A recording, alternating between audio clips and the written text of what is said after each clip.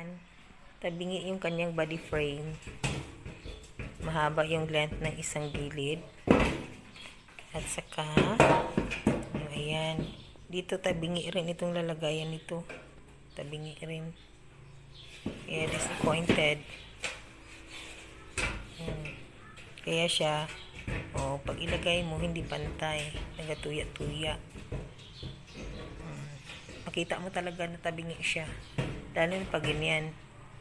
Pag ganyan mo.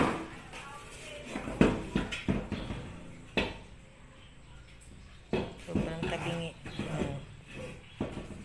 Taas ka pa konti. Makita talaga yan na mahaba yung didong side kaysa doon sa kabila.